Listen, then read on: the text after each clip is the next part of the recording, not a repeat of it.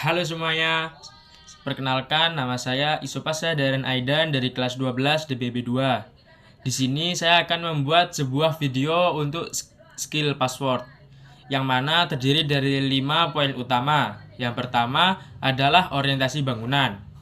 Yang kedua adalah drainase dan juga vegetasi. Yang ketiga ada tata masa dan juga zoning. Yang keempat adalah material dan gaya bangunan. Dan yang terakhir adalah teknologi smart green building. Tidak usah berlama-lama, langsung saja kita masuk ke pembahasan yang pertama. Let's go.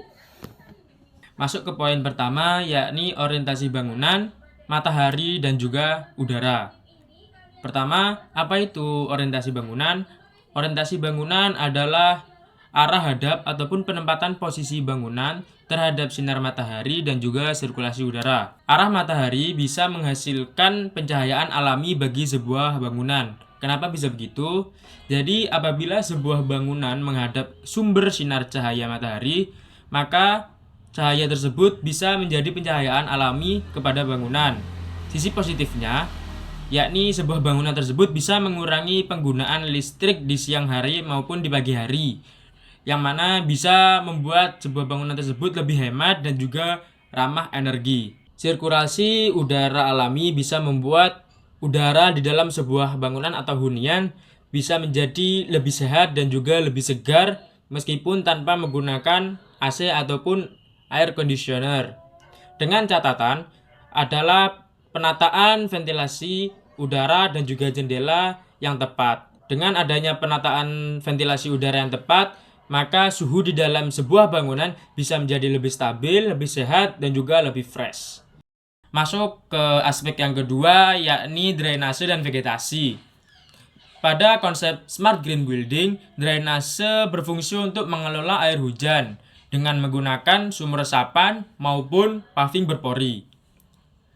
Untuk vegetasi, pada bangunan bisa digunakan untuk melindungi sebuah bangunan dari sinar matahari langsung yang mengarah kepada bangunan, dan juga bisa untuk menurunkan suhu di dalam bangunan agar tidak terlalu panas.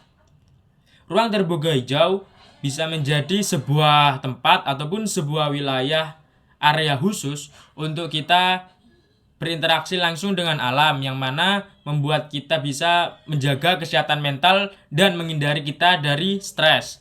Kombinasi dari dua aspek ini bisa membuat kita lebih menjaga kesehatan mental dan juga berinteraksi langsung dengan lingkungan sekitar.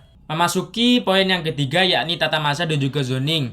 Sepertinya untuk kalian istilah ini sangat jarang sekali didengar. Tata masa adalah sebuah perancangan bangunan sesuai fungsi bagi penghuninya agar lebih efektif dan mudah digunakan. Masa bangunan dirancang agar sesuai kebutuhan penghuni, seperti untuk ruangan privat berada di bagian belakang bangunan dan juga ruangan publik berada di bagian depan bangunan.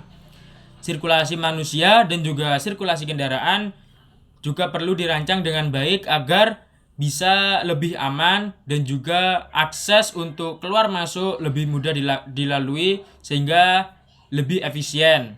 Selain itu, tata masa dan juga zoning yang baik bisa mencegah perbuatan negatif seperti merokok di area terlarang, narkoba maupun bullying yang terjadi di sekitar bangunan. Memasuki poin yang keempat, yakni material, gaya dan juga ornamen pada bangunan. Smart green building juga memperhatikan pemilihan material yang ramah lingkungan bagi sebuah bangunan. Contohnya material seperti kayu, bambu, dan juga bahan daur ulang lainnya dari plastik juga bisa. Pembuatan ornamen pada bangunan tetap dibuat semenarik mungkin agar sebuah bangunan tetap bisa lebih estetik jika dilihat dari sisi manapun. Pemilihan material harus yang tahan lama, mudah dirawat, dan tidak mengeluarkan polusi. Kombinasi dari visual yang menarik dan pemilihan material yang ramah lingkungan bisa membuat sebuah bangunan lebih estetik, ramah lingkungan, dan juga hemat energi.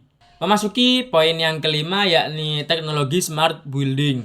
Sesuai dengan namanya, teknologi smart building adalah sebuah teknologi ataupun alat yang meningkatkan efektivitas pada sebuah bangunan Contohnya itu ada banyak sekali di lingkungan kita. Yang pertama adalah penggunaan sensor gerak pada lampu jalan yang hanya menyala apabila ada objek yang melintas.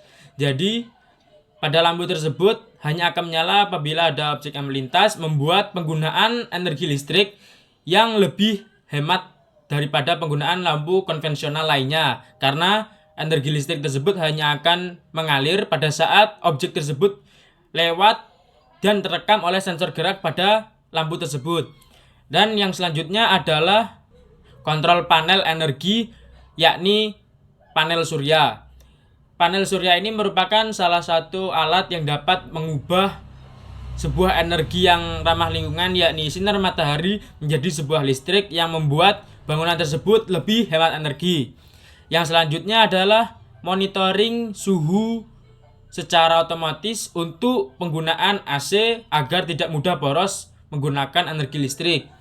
Dan yang selanjutnya adalah manajemen data sebuah bangunan untuk pengawasan energi, pengawasan keamanan lingkungan, dan juga penggunaan energi pada sebuah bangunan secara real time berbasis digital.